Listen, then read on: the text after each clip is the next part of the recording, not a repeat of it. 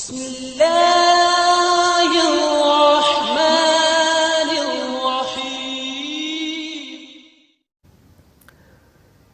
ایک اور بات یہاں پتہ چلی کہ یہ بھی تھوڑا حیا کے خلاف مسئلہ ہے، لیکن آج کی نئی نوجوان نسل جو ہے اس میں بہت زیادہ مبتلا ہو رہی ہے، جس کو اورل سیکس کہا جاتا ہے۔ اور میں نے جیسے عرض کیا کہ شرعی مسائل میں چاہیے اور اس کو بیان کرنا یہ ہماری ذمہ داری ہے۔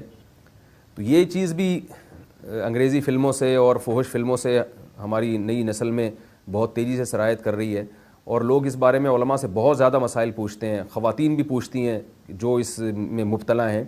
تو اس کا بھی مسئلہ یاد رکھیں کہ اللہ تعالیٰ نے حالت حیض میں زوجہ سے ہم بستری کو حرام قرار دیا کیونکہ اس میں گندگی ہے۔ باپ دیکھیں کہ وہ گندگی اس درجے کی نہیں ہے جتنی اورل سیکس میں گندگی ہوتی ہے۔ اگر اس میں ڈسچارج ہو جائے بندہ، انسان جو ہم بستری کرنے والا ہے زوجہ سے، وہ منہ میں ڈسچارج ہو جائے، تو آپ سوچیں کہ اللہ تعالیٰ شرمگاہ کو گندگی سے بچا رہے ہیں، جس کی وجہ سے حیض کی حالت میں ہم بستری کو حرام قرار دیا۔ تو منہ جس سے انسان کھانا کھاتا ہے، جس سے کلمہ پڑھتا ہے، اور جو انسان کے جسم میں سب سے اشرف عضو ہے، سب سے زیادہ معزز اور مکرم عضو ہے، اس میں ایسی گندگی کو ڈالنا کہاں سے جائز ہو سکتا ہے، کہاں سے حلال ہو سکتا ہے؟ تو آج بعض متجدد قسم کے لوگ جو ہے نا اس کو حلال قرار دے رہے ہیں، تو یہ بالکل غلط ہے۔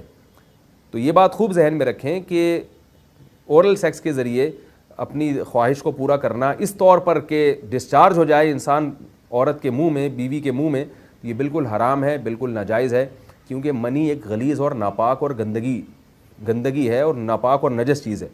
بعض حضرات یہ کہتے ہیں کہ منی پاک ہے، مگر یاد رکھیں منی کے پاک ہونے کے دلائل مضبوط نہیں ہیں، منی کے ناپاک ہونے کے دلائل بہت مضبوط ہیں۔ سب سے پہلی دلیل قرآن مجید میں آتا ہے الم نخلقکم من ماء مہین، ہم نے تمہیں غلیظ اور پلید پانی سے پیدا کیا ہے، ذلیل پانی سے پیدا کیا ہے۔ تو اس میں بھی اشارہ ہے کہ منی ناپاک چیز ہے۔ دوسری بات یہ کہ حدیث میں آتا ہے کہ کنت افرق المنی من ثوب رسول اللہ صلی اللہ علیہ وسلم ثم یصلی فیہ۔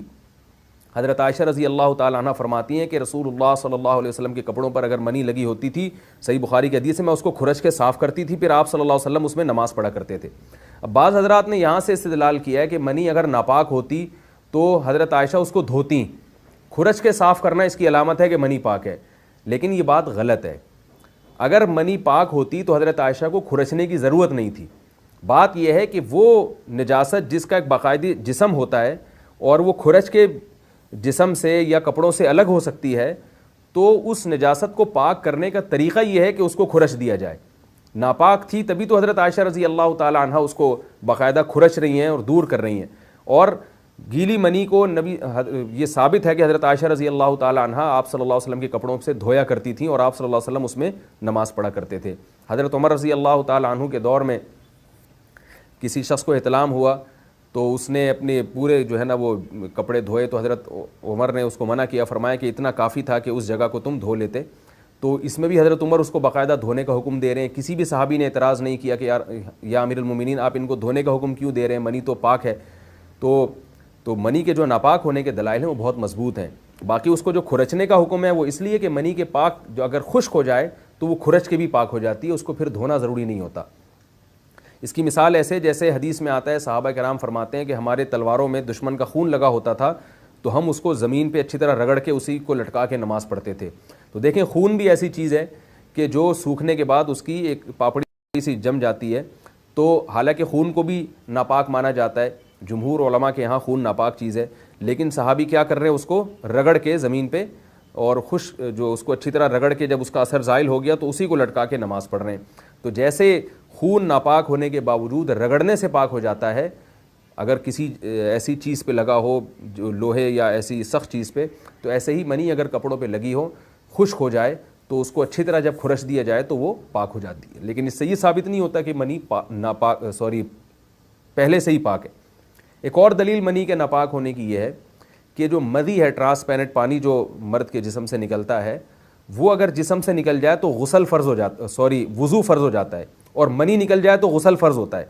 اب یہ کیسی بات ہے کہ مدی کے نکلنے سے جس سے وضو فرض ہو رہا ہے وہ تو ناپاک ہے، اور منی نکلنے سے جب غسل فرض ہو رہا ہے بڑی والی طہارت، تو اس کو ہم پاک قرار دیں۔ تو اس لیے امام ابو حنیفہ رحمہ اللہ تعالیٰ کا مذہب منی کے بارے میں کہ یہ نجاست غلیظہ ہے، اور امام مالک کا بھی یہی مذہب ہے، یہ مذہب بہت دلائل کے لحاظ سے قوی ہے۔